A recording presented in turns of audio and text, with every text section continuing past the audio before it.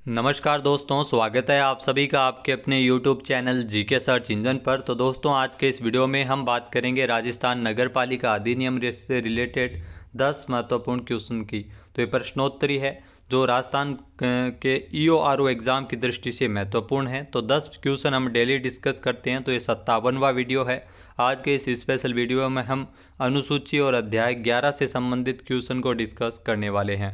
पूरा वीडियो बहुत ध्यान से देखना। PDF फाइल आप हमारे टेलीग्राम चैनल के माध्यम से डाउनलोड कर सकते हैं। तो चलिए शुरू करते हैं। कल के वीडियो में मैंने आपसे जो क्वेश्चन पूछा था वो था नगर पालिका की वित्तीय स्थिति का पुनर्अवलोकन कौन करता है।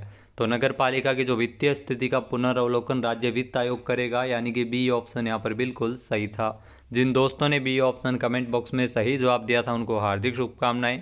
तो नगर पालिका वित्त और नगर पालिका निधि ये दिया गया है राजस्थान नगर पालिका अधिनियम 2009 के अध्याय 5 के अंतर्गत, जिसमें धारा 76 से लेकर 89 तक नगर पालिका वित्त और नगर पालिका निधि से संबंधित प्रावधान है। जिसमें धारा 76 जिसमें राज्य वित्त आयोग, जो भारतीय संविधान की अगर बात करें तो इसका जो राज्य वित्त आयोग का वर्णन अनुच्छेद 243M यानी वाई में है। राज्य वित्त आयोग नगर पालिका की वित्तीय स्थिति का पुनर्अवलोकन करेगा। तो चलिए शुरू करते हैं। पहला क्वेश्चन है, राजस्थान नगर पालिका अधिनियम 2009 में कितने अध्याय, धारा और अनुसूचियां हैं। तो राजस्थान नगर पालिका अधिनियम 2009 की अगर बात करें तो इसमें 17 तो है अध्याय, 344 धाराएं और 6 अनुसूचियां हैं, यानी कि बी ऑप्शन यहाँ पर बिल्कुल सही है। आइए जानते हैं इम्पोर्टेंट फैक्ट्स। तो दोस्तों, राजस्थान नगर पालिका अधिनियम 2009 की अगर बात करें तो उसमें कुल 17 अध्याय है, 344 धाराएं हैं और 6 अनुसूचियां हैं। राजस्थान नगर पालिका अधिनियम 2009 लागू हुआ था 17 सितंबर 2009 को। दूसरा क्वेश्चन है, प्रथम अनुसूची किस धारा से संबंधित है।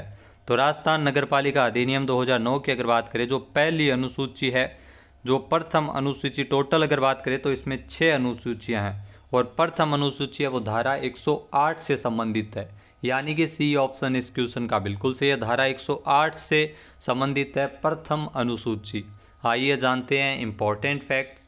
तो प्रथम अनुसूची धारा 108 से संबंधित है, जिसमें नगर पालिका के निवासियों को इसके द्वारा नोटिस दिया जाता है कि नगर पालिका संलग्न नियमों में परिभाषित कर, पथ कर या यथास्थिति उपकर अधिरोपित करना चाहती है। प्रस्तावित कर के संबंध में आक्षेप करने वाला जो नगर पालिका का कोई भी निवासी इस नोटिस की तारीख से 1 माह के भीतर भीतर नगर पालिका को अपने लिखित आक्षेप भेज सकेगा। अगला क्वेश्चन है, निम्न में से असुमेलित है। जी हाँ, अनुसूची और धारा से असुमेलित इसमें कथन को छांटना है। तो पहला है कि द्वितीय और तृतीय अनुसूची धारा 117 से संबंधित है, जो बिल्कुल सही है।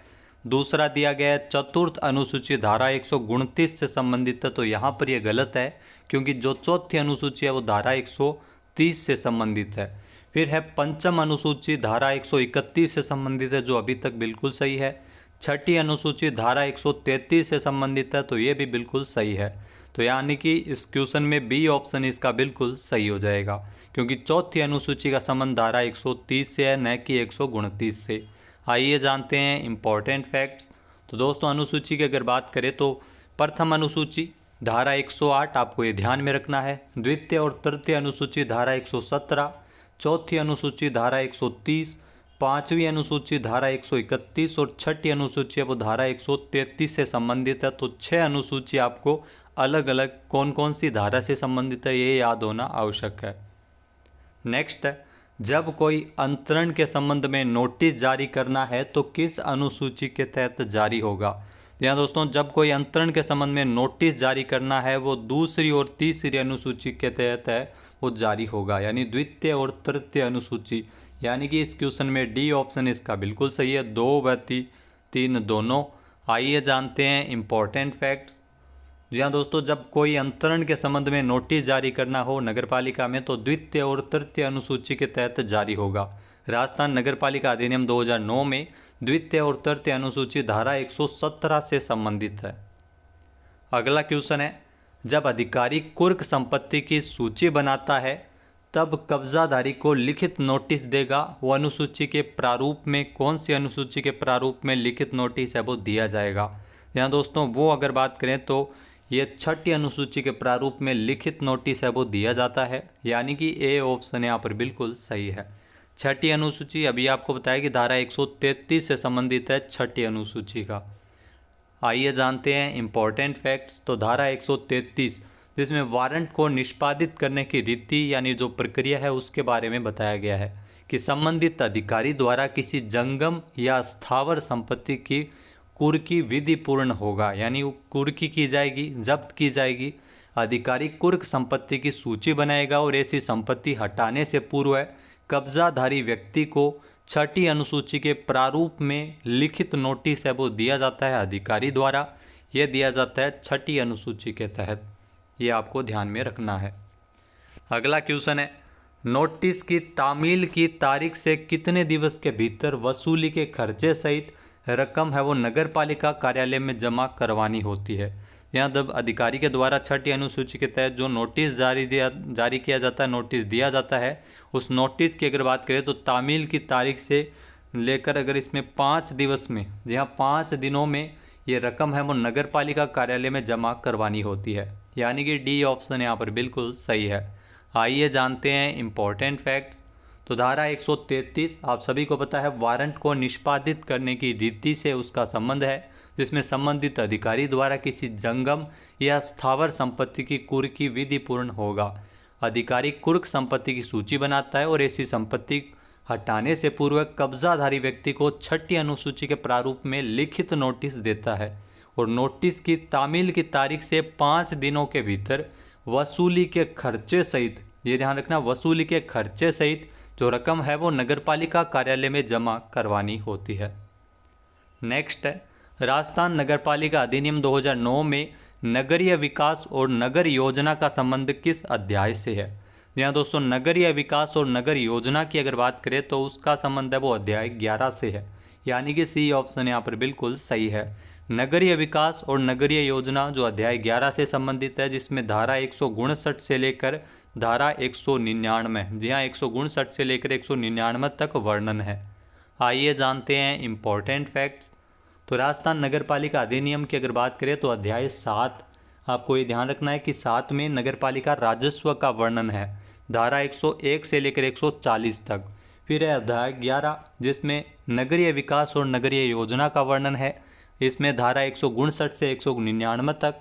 फिर अध्याय 3 है जिसमें कार्य संचालन और वार्ड समिति के संबंध में बताया गया है, धारा 51 से 66 तक। फिर अध्याय 13 अभियोजनवाद आदि के संबंध में प्रावधान है, धारा 298 से लेकर 308 तक। नेक्स्ट क्वेश्चन है, किस धारा के अंतर्गत नागरिक सर्वेक्षण और मास्टर विकास योजना तथा अन्य योजनाएं तैयार की जाएगी।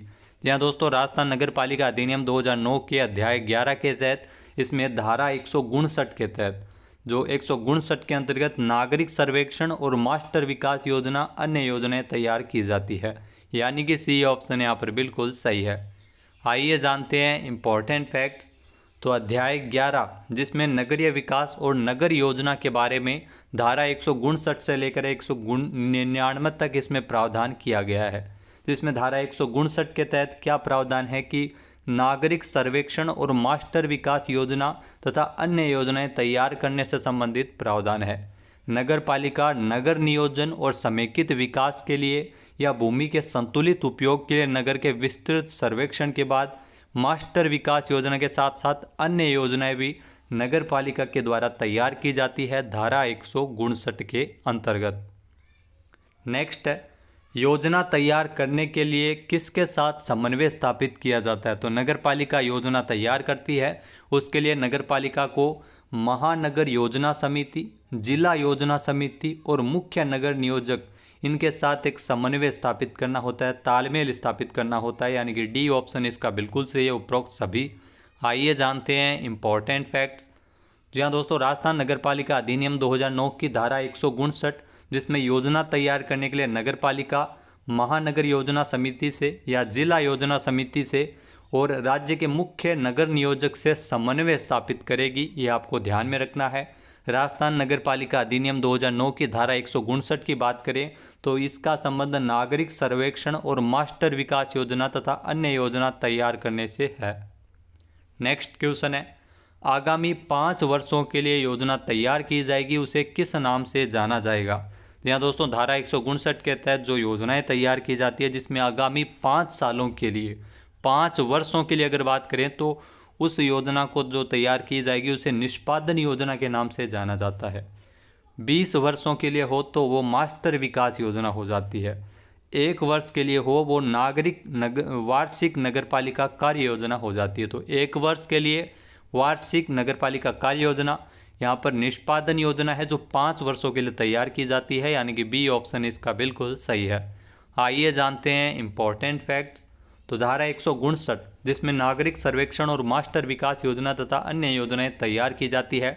नगरपालिका, इसके लिए जो नगरपालिका नगर नियोजन एवं समेकित विकास के लिए भूमि के संतुलित उपयोग के लिए नगर के विस्तृत सर्वेक्षण के बाद मास्टर विकास योजना के साथ साथ अन्य योजनाएं तैयार की जाती है, जिसमें विभिन्न प्रकार की योजनाओं की समय सीमा की अगर बात करें तो मास्टर विकास योजना जो 20 सालों के लिए तैयार होती है, निष्पादन योजना ये 5 वर्षों के लिए तैयार होती है, जबकि वार्षिक नगरपालिका कार्य योजना है वो 1 साल के लिए तैयार की जाती है। बात करते हैं आज के हमारे क्विज की, जिसका आंसर आप सभी को कमेंट बॉक्स में देना है। तो आज का क्विज है, करों में परिवर्तन करने की प्रक्रिया कौन सी धारा में वर्णित है। एक बार फिर से सुनिएगा, करों में परिवर्तित करने की जो प्रक्रिया है, परिवर्तन करने की प्रक्रिया है वो कौन सी धारा में वर्णित है। सही आंसर आपको कमेंट बॉक्स में देना है। और अगर ये वीडियो आपको पसंद आए तो इसे आप लाइक और शेयर करना बिल्कुल ना भूलिएगा। इसके अलावा दोस्तों अगर आप EO/RO एग्ज़ाम की तैयारी कर रहे हैं तो आपके लिए एक स्पेशल कोर्स है जिसका लिंक आपको वीडियो के डिस्क्रिप्शन बॉक्स में मिल जाएगा। उसमें आपको मिलेगा क्या क्या, तो आपको बता दें कि 600 से ज़्यादा क्वेश्चन आपको व्याख्या सहित नगर पालिका अधिनियम से रिलेटेड मिलेंगे। 600 से ज़्यादा क्वेश्चन आपको इसमें राजस्थान करंट अफेयर्स से मिलेंगे जो जनवरी से लेकर दिसंबर 2024 तक का रहेगा। जो महत्वपूर्ण व्याख्या सहित करंट अफेयर्स आपको 600 से ज़्यादा क्वेश्चन मिलेंगे। इसके अलावा नगर पालिका से संबंधित भी क्वेश्चन भी जल्द ही अपलोड होंगे। और जो योजनाएं हैं 8 नगर पालिका अधिनियम से रिलेटेड जो राजस्थान में 8 योजनाएं हैं, उन योजनाओं के बारे में भी आपको यहाँ पर विस्तृत जानकारी मिल जाएगी। इसके अलावा आर्थिक समीक्षा, बजट और नीतियाँ, राजस्थान में कौन क्या है, आयोग, इनकी भी PDF आप यहाँ से एक साथ है वो देख सकते हैं। तो EO/RO एग्ज़ाम के लिए शानदार कोर्स है जिसका लिंक आपको वीडियो के डिस्क्रिप्शन बॉक्स में मिल जाएगा। तो इस कोर्स को आप ज़रूर ज्वाइन कीजिए जो आपके निश्चित रूप से आपको हेल्प होगी। जय हिंद, जय भारत, जय राजस्थान।